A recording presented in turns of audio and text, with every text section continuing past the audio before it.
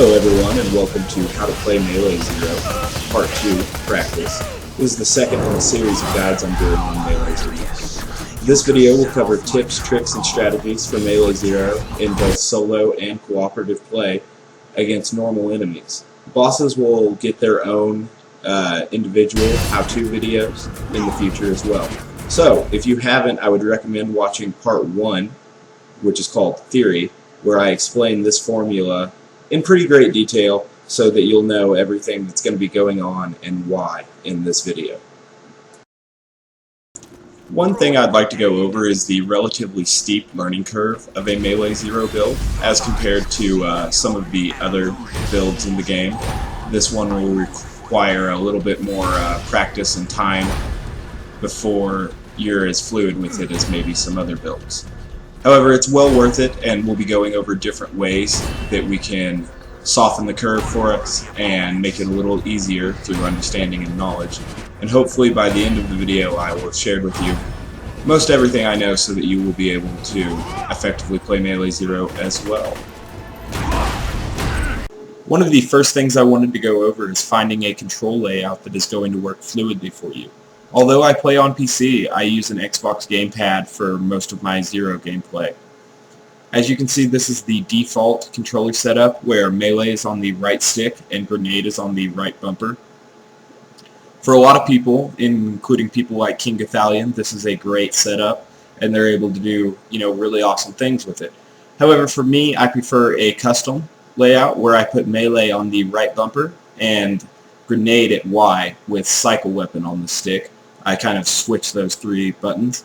It just makes it a little bit more fluid for me, and that's pretty important because you don't want to be in a mini must-fall chain or in a group of enemies and be fumbling to try to hit your melee button.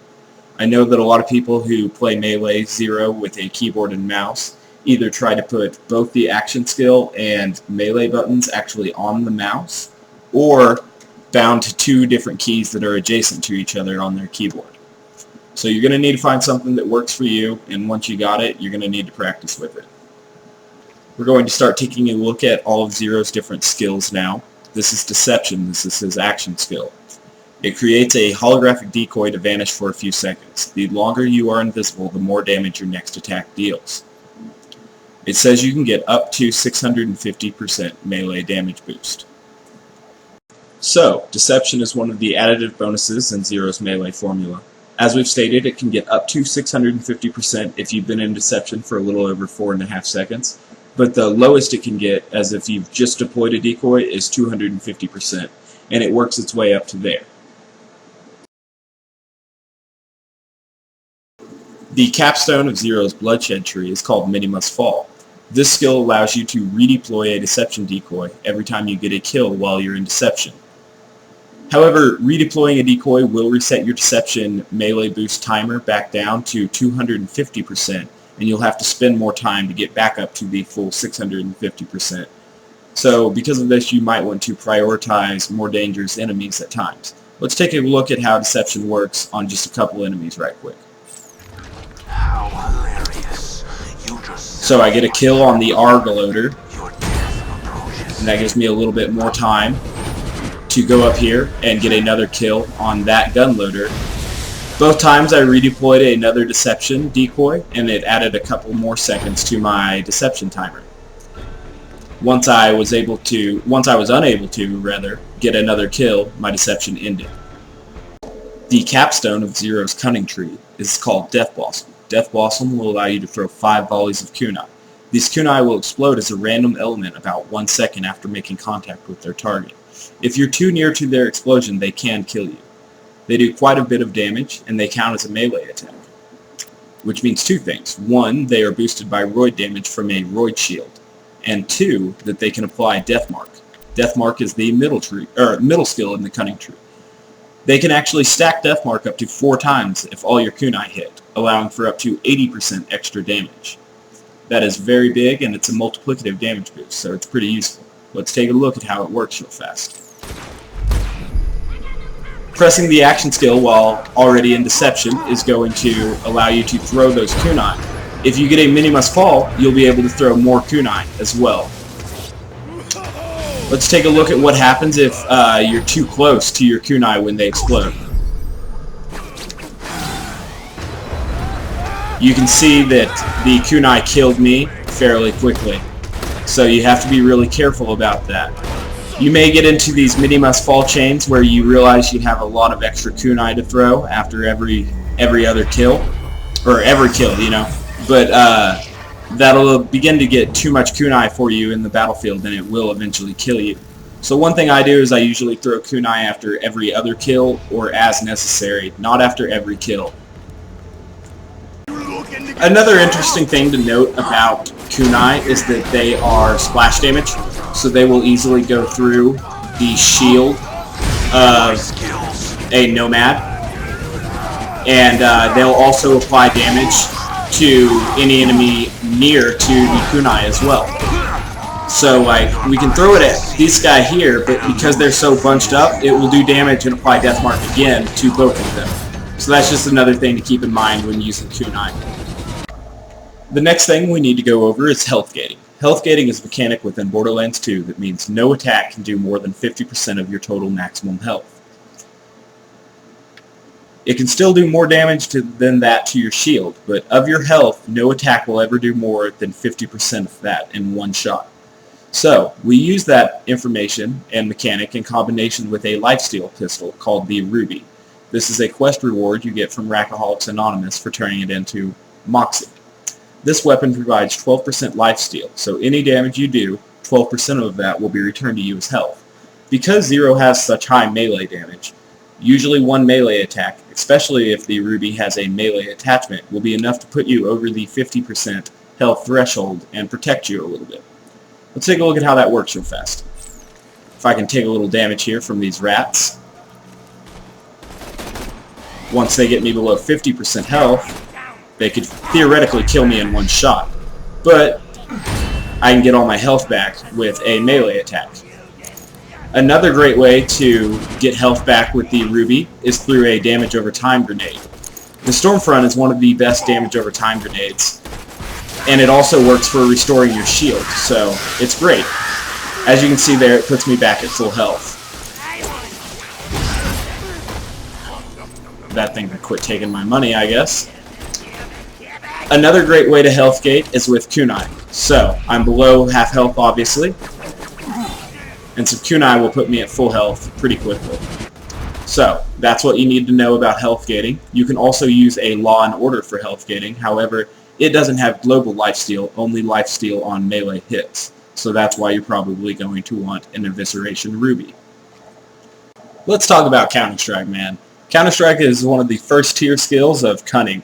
It says it can add up to 250% melee damage, however this is an additive bonus. So out of Deception it's really strong. In Deception it has diminishing returns, however it is still pretty strong.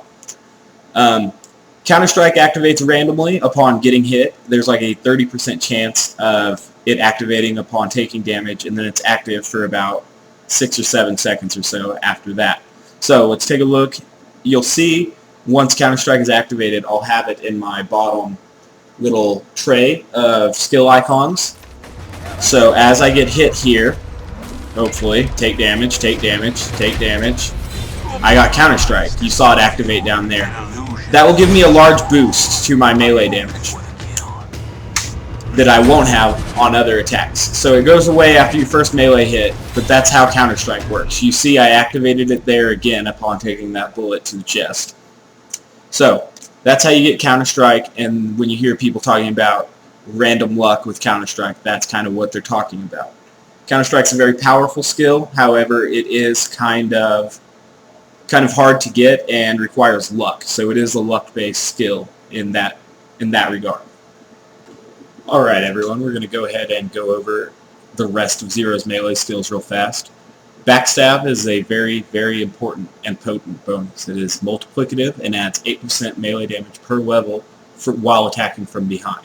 It's not too hard to attack from behind, and it's a huge bonus.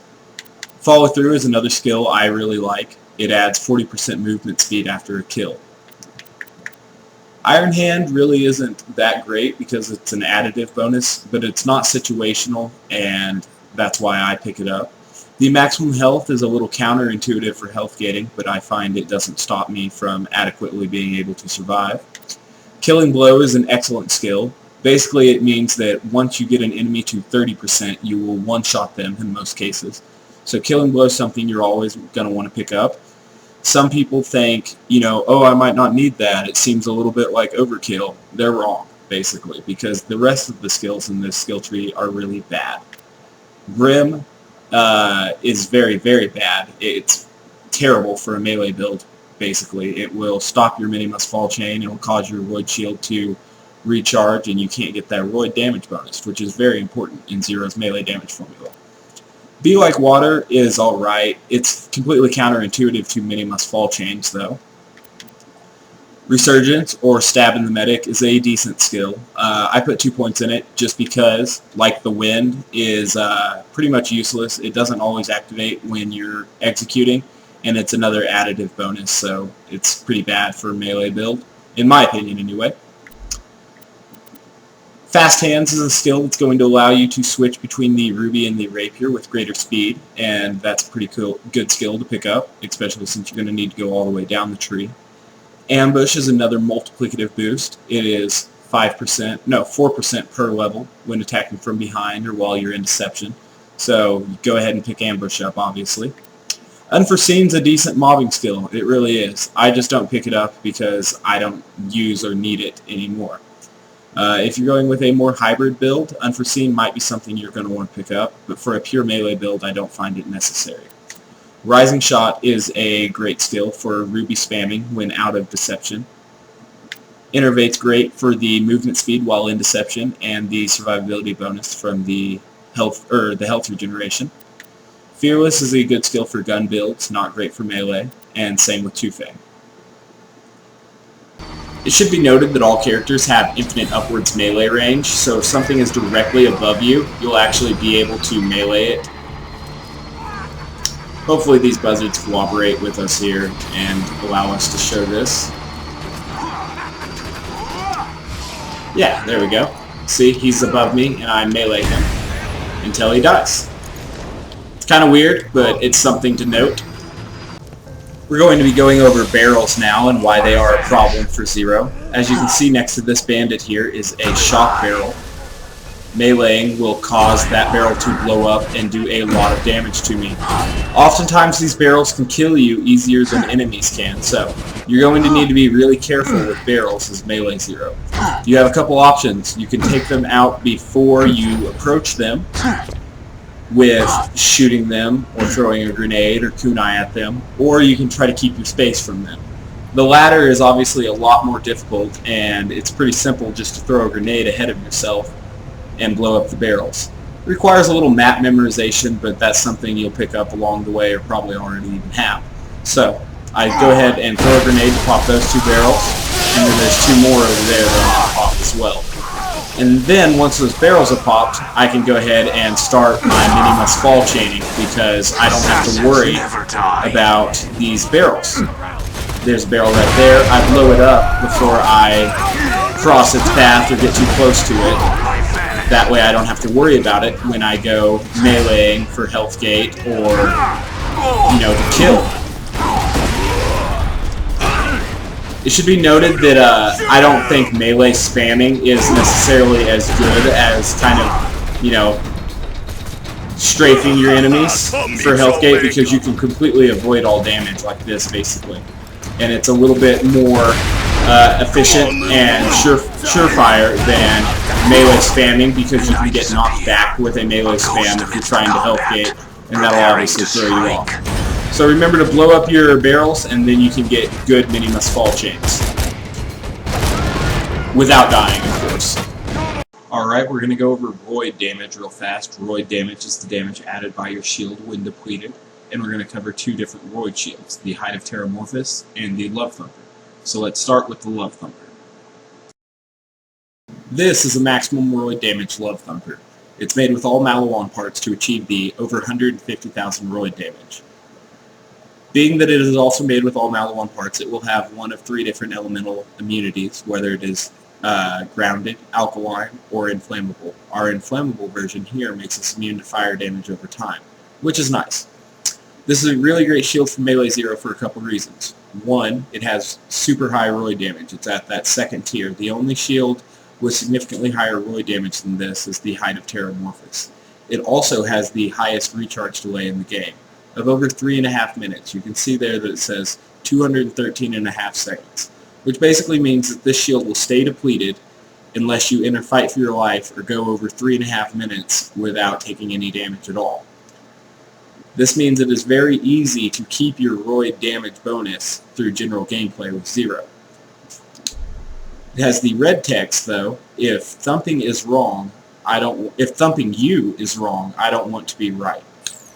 So that provides this super large explosive nova you see. You can see that the explosive nova is fairly weak. It's only doing 72,000 every melee hit, whereas my melee hit's doing over 1 million. So the Love Thumper Nova is fairly insignificant for taking out actual enemies. However, it will kill your teammates and your co-op partners. So that's why you can't use this shield very easily in cooperative play. And you'll have to use, either a Hide of Terramorphous or a different Roid shield in cooperative play. Because the Love Thumper, if thumping you is wrong, I don't want to be right, will kill your teammates pretty easily. It will only take a couple, because it'll do 72,000 damage to them. As you can see, maximum, I have 159 health, so that would take me out in, 3 hits. And it's pretty easy to do 3 hits, and then if I didn't start at full health, it would have killed me even quicker. So that's why it's a really bad shield for cooperative play, but also why it's a really good shield for solo play. We're going to be going over how to get a good Minimus Fall Chain with Zero using the Love Thumper now. Remember to try to get Backstab. It's your best and easy to get multiplicative bonus.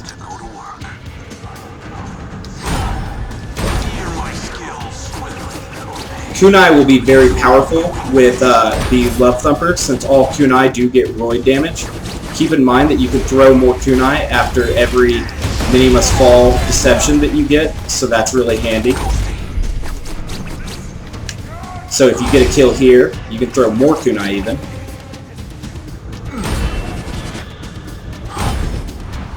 And anything below 30% will die fairly easily to you.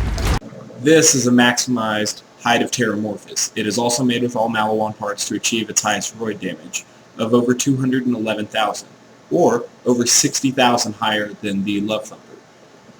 This shield will not kill your teammates. It cannot hurt your teammates in any way via Roid, Nova, or Spike damage. The Hide of Terramorphous has a very powerful Fire Nova as well that occurs when it's fully depleted, and it has Spike damage to anybody that melees you while wearing this shield. This is my favorite shield, or my favorite Roid shield for Melee Zero because of the superior Roid damage, and I've gotten pretty good over time at managing its delay, which is only 3.5 seconds. So it does require a little bit more micromanaging and attention to detail than the Love Thumper does, but it can be superior for damage. It's way better for raid bosses because of the superior Roid damage as well. We'll take a look here at the Hide of Terramorphous in action against some robots. The robots have depleted my shield here, and I meleeed a EXP loader to keep it down, and then I caught some bullets in the face, and that is how I was able to get this Minimus Fall Chain, no grenades.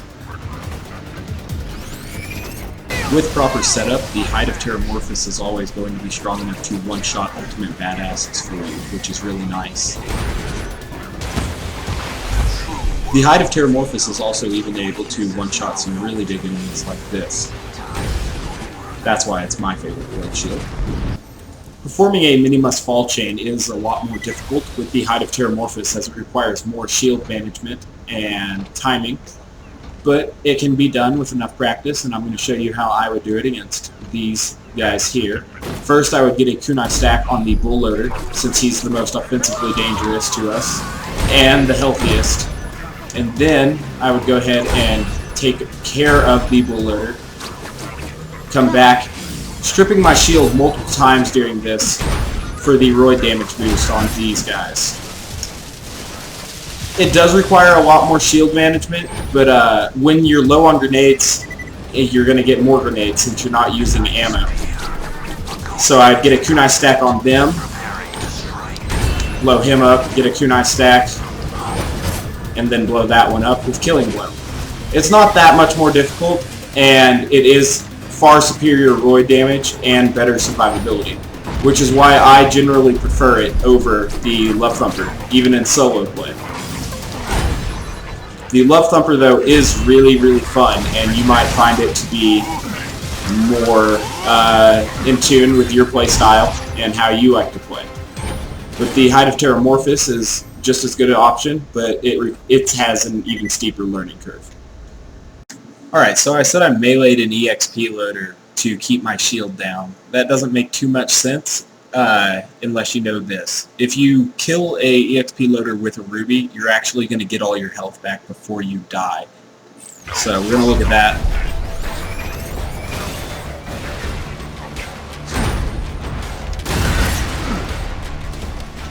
You see how it took my health down, and then I got my health back up, so let's see if we can do it again. Your eyes deceive you. An illusion fools you all. I hope for the kill. Meleeing an EXP or hot loader with a ruby isn't going to kill you unless you're at drastically low health at the time of the kill. So that's something to keep in mind, and pay attention to that. Don't run and melee EXP loaders with a rapier like that. That's probably not going to work out as well for you. We're gonna melee some more EXP loaders here and show you what I mean.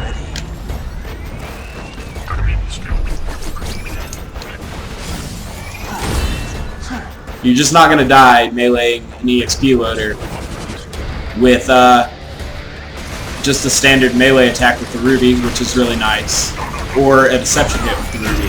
But if you don't kill them and they blow up on you like that, then you'll be in some trouble.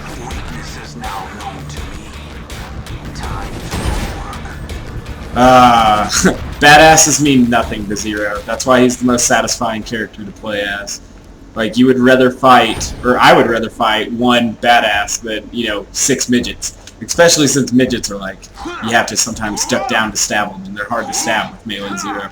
So that's kind of irritating. Obviously, the two main melee weapons I use are the rapier, which has the plus 200% melee damage. Feel free to check out the first video in this series of guides for an example of how that actually applies to the formula, and the ruby, of course, which I covered during the health gating section. Alright, now that we've gone over the two different primary melee shields that I use, we're going to go over the rest of Zero's gear. We'll start with the class mod.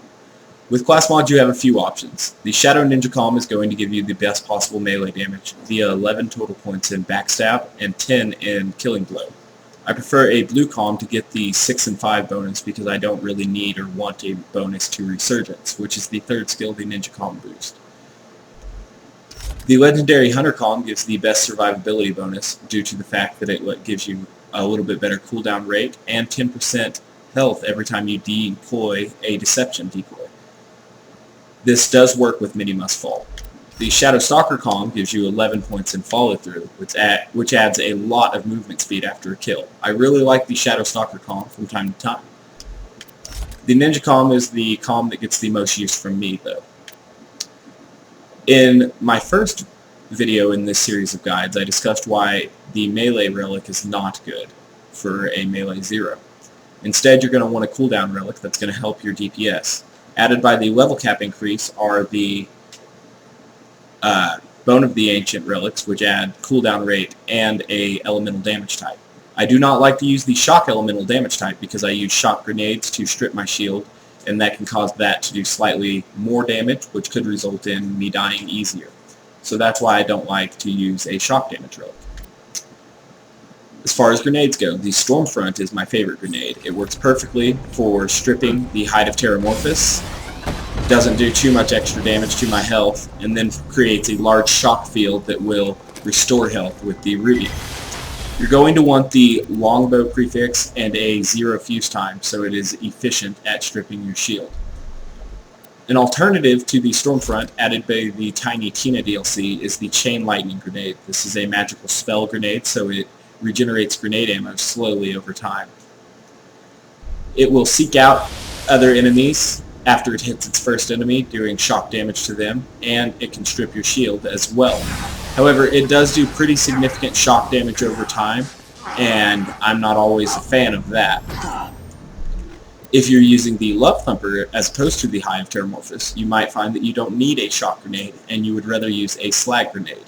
I prefer to use a low-level slag grenade so that it won't kill me in the middle of a Minimus fall chain. This is a bouncing Bonnie. I find it to be the best slag grenade in the game. You can see it has a large initial slag explosion and then bounces around shooting slag in every direction. The alternative to that includes the Magic Missile, which is another magic spell grenade added by the Tiny Tina DLC. It has a more sophisticated homing method than most grenades in the game, and is great for slagging and keeping your grenade ammo up. However, the game will give you more grenade ammo if you're at 3 or less grenades. The Magic Missile is more of a throw and go kind of thing, where the Bonnie requires a little bit of aiming. Another grenade I would recommend is a Longbow Slag Transfusion Maliwan grenade.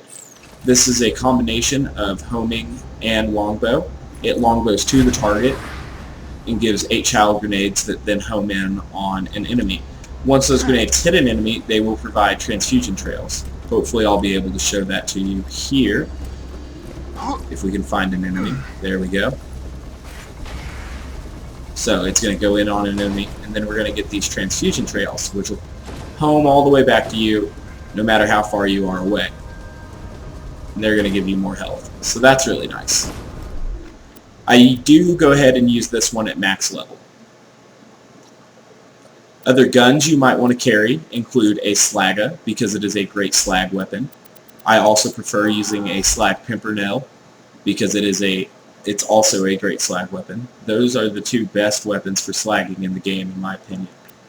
The Herald is great for, a number of different reasons. Primarily it's huge damage and whatnot. I also enjoy carrying Interfacers because they are high damage weapons and I just enjoy firing them. I also really like Tediore Plasma Casters because they're fun to throw at enemies. It's pretty fun. And they have synergy with Fast Hands and your Bone of the Ancients relic that you would be wearing. So that's why I prefer to use those.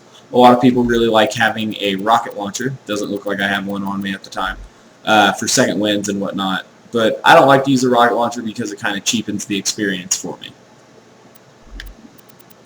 If you're wondering why the bitch is here, I like to use the bitch to bring down the dragons, since you need a non-elemental gun for that.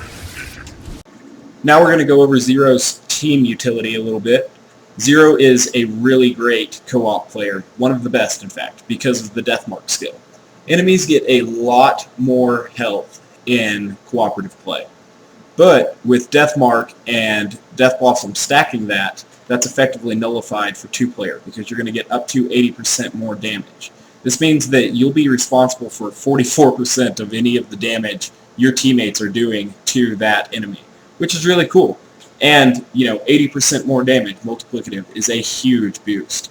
It's huge. And that can actually stack with more than 1 0 if you get a kunai stack on the same enemy. I'm going to show you real quick what kunai stack looks like versus, some piles of health real quick. Just going to show how powerful kunai stacking is real fast. We're going to get slag and a kunai stack on Hyperius, and 1 Northlit shot will then put it into terminal range. Yeah, I'm pretty good. And it's gone.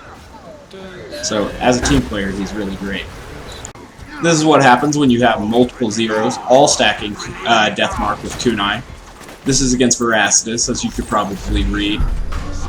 We're all going to get a kunai stack for up to 320% extra damage, and then kill him in 1 execute volley. As you can see, Deathmark is extremely powerful. Alright everyone, since I came to a Washburn refinery to record the little tidbit about the EXP loaders, the Explode loaders, I decided I'd go ahead and end this little tutorial with a bang. This is me meleeing Hyperius. I get slag on him to start. That's something I hadn't done in my previous Hyperius solos. It speeds up my kill a little bit. I think this kill takes about 1:05. Anyway, if you liked the tutorial, be sure to let me know what I did well and stuff, and if you didn't like it, be sure to let me know what I did wrong. so that I can try to improve that in my future guides. In the near future, I want to create guides on how to acquire all the Zero melee gear that you're going to need. So the Rapier, the Ruby, the Hide, the Love Thumper, all that, the Stormfront. There'll be guides on how to acquire those probably soon on my channel. And I also plan to do solo raid boss melee guides as well. Probably start with a redo of Pete with a little more detailed information, and go ahead and knock out all of these raid bosses with a little solo melee guide as well. If anyone's interested in a Let's Play series with the just me going through the storyline as a Melee Zero, or maybe through one of the DLCs or something, let me know and maybe I can do that as well. Anywho, thank you for watching, guys. I hope you were able to learn a little bit about Melee Zero that you might not have known. And yeah, be sure to let me know your opinions on this video and stuff. I really appreciate it. Thanks again.